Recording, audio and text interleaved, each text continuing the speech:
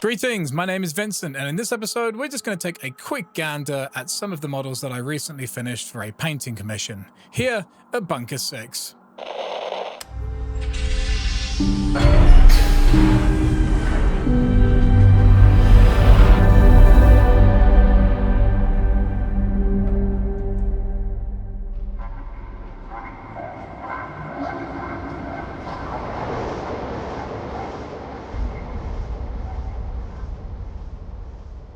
From the off, let me start by saying that being a commission painter is absolutely not for everyone. But it can be a really fun and rewarding job / side hustle if you can get the balance right. In this video, I will briefly explain my process with commission painting and shine a little bit of light on one of the more lesser known parts of the hobby. So let's talk about finding clients. You can't do any of this, of course, without clients. So how do you go about getting clients and, more importantly, keeping those clients? It really helps if you are already deep into the hobby, I think. That means you know the law, the paint schemes, and are already very familiar with the tools of the trade. This is important because you want to be able to work quickly and be very knowledgeable when you are talking with the prospective clients to install a sense of confidence in them. You're potentially going to be charging a lot of money for your time, and people who have a lot of money are more often than not going to be very good at something themselves in order to have such funds. So with that in mind, they're probably more likely to be able to smell incompetence pretty fast. To be fair though, this logic can pretty much be applied to any job. You need to show up and be someone the client can genuinely trust. Of course, not everyone with money is clued up on things, but it is better to just assume that they are and act accordingly. You can walk into a car mechanic's garage and pretty much within a few seconds know if you want them to touch your car or not. First impressions count for a hell of a lot, so be sure to keep everything you post online when it comes to your business as professional as possible. Pictures of food and cats and other unrelated media can really confuse a potential client. Treat this as a business. Most people will find your work on one of the big social media apps, Instagram, TikTok, etc., or on a marketplace such as eBay or Etsy. Most of my clients actually came via eBay rather than any of the social media apps though. I do not have a concrete reason why, but I suspect it may be due to a couple of different reasons. Firstly, if someone is on eBay or Etsy, that means they're probably already in the business of potentially spending some money. Secondly, a potential client can already scope your reviews from previous sales. It is not easy to be looking at products and checking past reviews on social media apps, aside from, say, Facebook Marketplace. 9 times out of 10, my future clients have purchased something from one of my storefronts, received the product, and upon seeing my work in person, they then ask if I can do any additional work for them. For me at least, most people will look me up on social media apps as a secondary action to see what else I have done and to see how consistent my output is. If you don't post anything on your page, say for a year or 6 months, this may ring alarm bells in a prospective client's head, for it doesn't look like you're that invested in the hobby, or especially as a profession. And don't get me wrong, I'm not saying you have to post every day doing 6 reels and 2 TikToks and 5 stories. Even just posting once every couple of weeks is going to be much better than much bigger droughts of content creation being posted. And one of the biggest issues of all to really factor in that any business has to go through is the issue of competition. Now, when it comes to Warhammer, there is a ton of competition. There is a countless amount of amazing painters already established and up and coming every week. You can go on any social media site, type in the hashtag Warhammer, and you'll be blown away by the incredible standard of work that's already out there. And it's your job to try and get money off of people so you can paint for them. So that is what you're up against, and you have to constantly be mindful of offering a service that is impeccable on and off of social media. Treat your social media apps as a window into your work process, work ethic, and brand. Your actions in this area will say a million more things in an instinctual level to a client than any words or promises you can tell them. Everything you post should be relevant to your craft, well shot, do not post digital litter, it potentially comes off as amateur, and if you're not taking this seriously, how can you expect any potential clients to either? Instagram, TikTok, etc. are great places to share your work, but only the top pro painters are getting leads on these sites, in my opinion. In order for you as a new commission painter to get noticed, I believe it is quicker to get your work in people's hands via small sales on places like eBay and Etsy, rather than just getting likes on social media apps that feel good. And those likes, no matter how many hundreds or thousands you may get, are a hollow victory in comparison to the feeling you'll get when you receive your first sale as a commission painter. Another advantage about immediately selling your work on eBay or Etsy to unknown clients is that they get to see how you ship the item and deal with the most important thing sometimes, which is communication. If you pack your item extremely well and you immediately thank the client with a direct message for purchasing the item, this is a huge step to building a rapport with them. These kind of interactions are priceless. If you exude professionalism and tentativeness, you are so much more likely to be able to have a returning customer.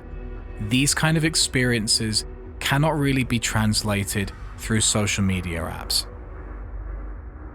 So, in short, for me, and it may be different for you, start painting up projects you like painting and list them for a price that is comparable to other listings that meet the same standard of painting as your own work. If you're not painting museum quality work, then do not say that you are. Clients can tell the difference very easily. The term pro painted is almost a slur at this point. Let your pictures do the work. Take really good pictures. If you do not know how to do this, then you are immediately selling yourself short. All that hard work and time you've put into your paint job means naught if you cannot present the final product in a beautiful way. The amount of listings I have seen that have bad photos is innumerable. A good photo can be the difference between a sale or a client passing on you. Once you've made a sale on one of these sites like Etsy or eBay, you can send them another direct message with the tracking information, and don't just leave it up to an automated notification. You have to try and keep things personal and make the client know that you are there for them every step of the way until the model is in their hands. In this message also, you can offer your services finally too. You can end your message with a casual, "If you need anything else painted, please let me know and we can hopefully work something out." To make the question feel less daunting for the potential client, you can also offer them things that very few sellers will to make them even more comfortable with you. For example, offer them a breakage service. If the item arrives broken for any reason, you will fix it free of charge. Things like that show you really care about the customer without having actually done anything yet. But the fact you are willing to go that extra mile potentially sticks with people. More often than not, even if something breaks in the mail, they're not going to blame you and they're not going to want to go through the hassle of shipping it back. But as I said, if you're putting it out there, you're showing them a level of professionalism that goes beyond the paint strokes.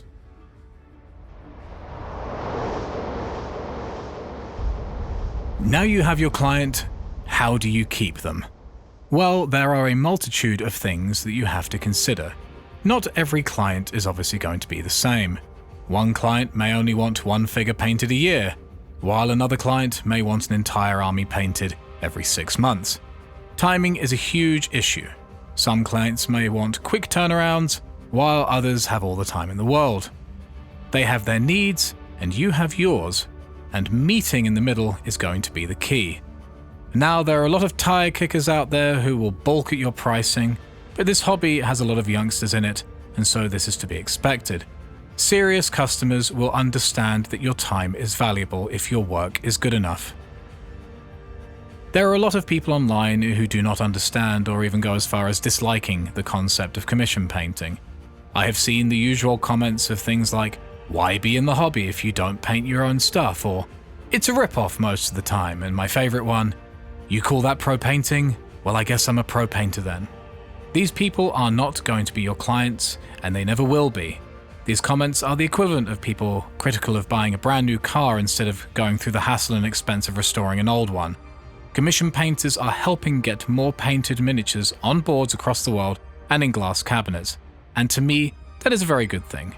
People don't have to handcraft every single object that they own, and your hobby can just be to collect, rather than go through the hassle of painting everything that you collect too. With that being said, your work is going to be valuable to someone. You just have to find them. And once you do find them, you need to keep the professionalism going. You'll want to agree to a schedule and try your best to stick to it. If you cannot stick to it, you need to let your client know immediately. You'll want to send progress photos of every stage of the building and painting process too. I recommend offering a deal where the client pays 50% upfront and 50% on completion. You will want to include the shipping cost in your second invoice to keep things tidy. If you can also offer a discount if more work is taken on, that's probably a good idea too. Additionally, you will want to decide with your client what standard they want their models to be painted to, and decide if you're going to charge an hourly rate or just do it in lump sums with an itemized cost for each model painted. Now, I'm currently working on a large painting commission of a Gene Stealer army. As you can see from this video, these are some of the vehicles that I've worked on and a special character, but I've done a plethora of other models. And the way in which I stay organized and on top of everything when it comes to this particular complicated painting commission is by making sure that I have everything on a spreadsheet. If you don't want to invest in Excel or any of the Microsoft Office 365 apps, I highly recommend this program called LibreOffice, that's Libre Office as one word. It is an open source program that emulates all of the Microsoft Office programs, and the best thing about it is it's free. So let's just say we've got a spreadsheet in front of us, we're going to need to start filling a few things out. So some of the categories that I like to add are the model, how much the model cost, where I source the model from, if the client sourced the model on my behalf, how much the model will cost to actually paint, if the model has had its initial 50% payment paid down, if its secondary 50% payment has been paid down, if shipping has been paid down, if the model has been shipped at all, and if the model has been approved by the client. These are just a few examples of some of the things that you may want to add to your own spreadsheet to stay organized. One other thing to consider that's really serious is making sure that you've addressed all special requirements before you go into painting. And what I mean by that is things like, how do you want your model based? Are there any specific color schemes that require additional things like specialized transfers or anything like that? You want to factor in all those elements into the price at the very beginning, because you don't want a client coming to you halfway through the painting process and being like, oh, by the way, I forgot to mention I'd like this to be in like a diorama setting, or I'd like a very complicated kind of base. If you haven't priced those things in, that's when conversations can start getting a little bit awkward. So make sure that everything is baked in at the very beginning. Bonus piece of advice I highly recommend for any commission painter or someone who's painting often is to learn how to use an airbrush. The amount of time you're going to save when it comes to priming and base coating at the very least is immeasurable, because the airbrush just does things so much quicker and also does things so much neater if you use the airbrush correctly. That is the key tool for a pro commission painter in my very humble opinion. When it comes to pricing, I always include, without saying anything about it, my paint supplies. I never like to add like super glue or paint or paintbrushes into the cost of things. It just seems a little bit nickel and dimey. Obviously those are expenses that you are incurring, but it's better to just quietly actually bake those into your rate rather than adding them as a separate category in itemization. It just isn't very sexy in my opinion. It just feels cheap. I'd rather keep certain things behind the curtain and certain things up front. I don't think I'm being dishonest to a client when I do that. I just think it's a very hard thing to calculate anyway. And if you're saying to a client, well, I need to buy all these new paints, why are you a professional painter if you don't already have them in the first place? Now, I get it when it comes to doing things like home improvements. Contractors obviously going to have those elements baked into their cost separately, but we're just doing pro painting for models here, and you're going to probably have some spare paint left over from a previous project, and you're not going to need a new fresh pot of paint every time. If it is something super big though, and you do want to make a point about it, choose something that doesn't make you look like it's reeking of desperation. It's better to eat the cost of something like a can of primer or something like that, unless they want a specific expensive GW primer. If you can go with a cheap grey primer and no one's going to know the difference, just use that and eat the cost. But if someone's like, no, I specifically want this $25 can of paint, then yeah, in that instance, I would say, well, you're going to have to pay for that, or it's going to be included in the cost of this, and I'm not eating the cost of that myself. As I say, things like brushes and things like that, general wear and tear of materials, that doesn't really come under the fee, in my opinion. That's something that you have to endure yourself. But that's just me. I think a nice, simple, clean rate per model is the best way to go, with all of those factors included. And if someone wants to agree to that singular fee, great. I don't want to bombard them with a ton of different information, a ton of different numbers. Just keeping it simple seems to me the best way to go in these situations. Another little bonus thing that I offer my clients free of charge is professional photography of the models. I believe that every pro or commission painter should at the very least take competent pictures of their models anyway, because of course you're going to use that material for your marketing. So you're going to want to take these good pictures and you can offer it as a nice additional free thing for your client, and they get to have nice pictures to look at aside from just the models. And not just looking at them, they can also share those pictures on their own social media apps and with friends and family, and you never know, if they're in a gaming group or something like that, they might see those pictures and say, you know what, I wouldn't mind giving this commission painter a shot as well. So things like that really do add up, and the less desperate and more confident you can look in your profession, the better. I'm not saying that any of these things are a specific silver bullet that are going to get every problem solved for you, but I do believe that some of these elements, if not all of them, are going to help bolster a relationship with a potential client. If you're really struggling to get things moving or make head or tail of any of this, then I recommend just observing what other commission painting companies do and follow their actions as closely as possible. And you have to be honest with yourself. You have to look at your painting and your painting standard as honestly as possible and say, is this as good as it possibly can be? And if the answer is no, and you don't have clients, then you might need to do some more work on your painting, your marketing, and business acumen. And don't think that I'm talking from a heightened place here. I'm on the ground floor with everyone else. I am constantly trying to improve. It wasn't even that long ago, probably a couple of weeks ago, I saw some incredible Legions Imperialis photography that looked as good, if not better, than GW's own press shots of Legions Imperialis. And I just messaged the guy and I was like, how did you take these pictures? What's your lighting setup? What's your camera? How did you keep everything in focus despite some things being in the foreground and some things being in the background? And he was nice enough to tell me how he did it, and I learned about a whole new photography technique that I'd never heard of before, which is something to do with focusing. So if you're not willing to put yourself out there to be questioned, critiquing yourself, and trying to constantly improve, don't expect people to come and do it for you.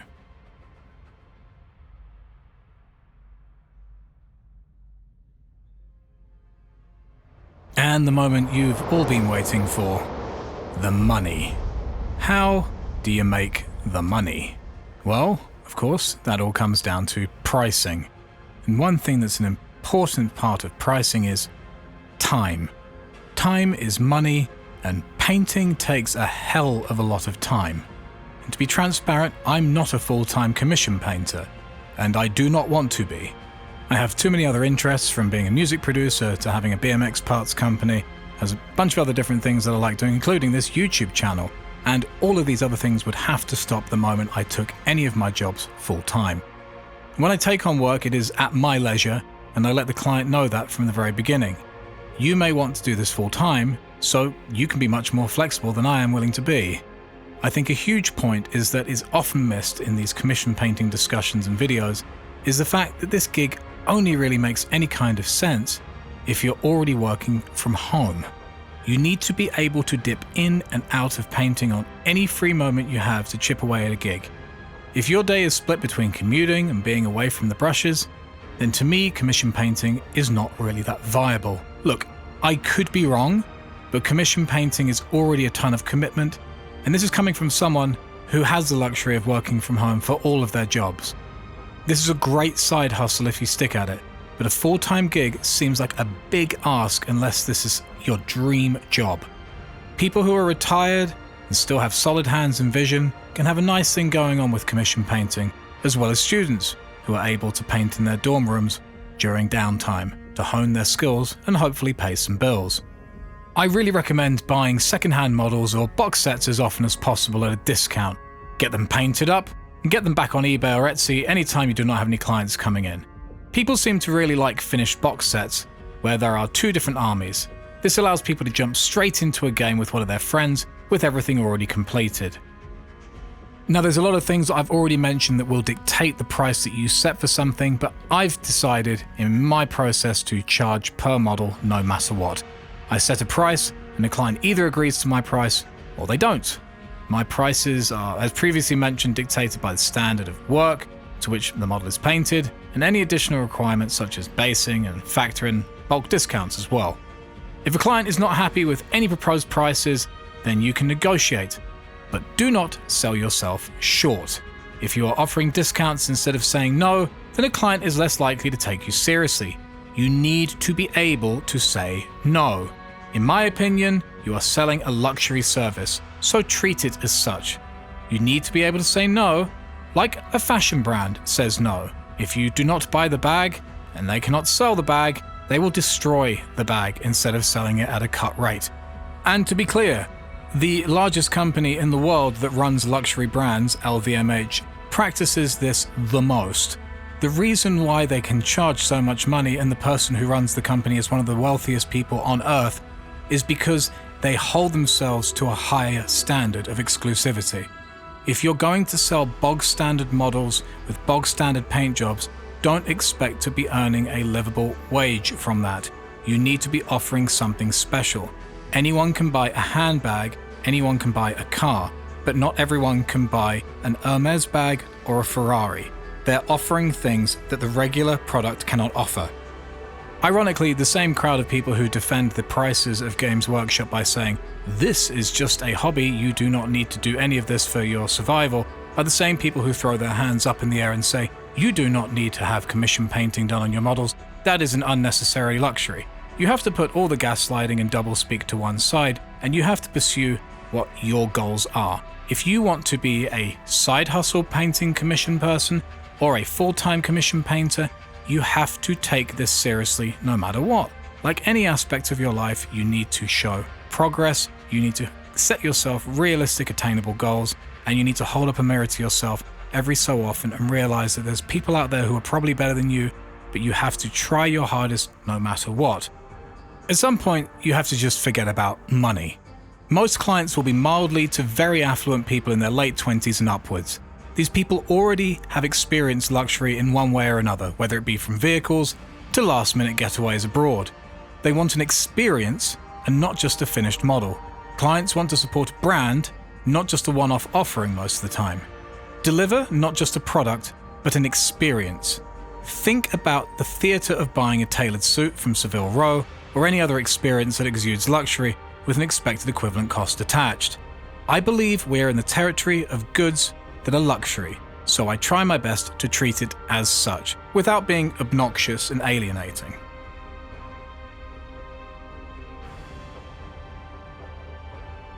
In conclusion, I hope that I have helped answer some questions people may have if they are thinking about pursuing a job as a commission painter.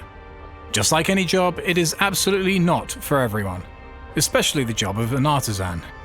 Turning a hobby into a job can take all the fun out of why you started the hobby in the first place, and then you don't really have any escape. But if you find yourself at home more often than not, and have some free time on your hands, you may want to consider doing some commission painting. You get paid to improve your craft and meet some interesting people along the way. I highly recommend starting small and building a portfolio of work that will instill confidence in any future clients. If you are a trained painter and being a commission painter is the only goal, then I do not need to convince you. But if you are someone who already has a job but is looking to hobby and make some extra money on the side perhaps, this could be just the side hustle you're looking for. Thanks for listening.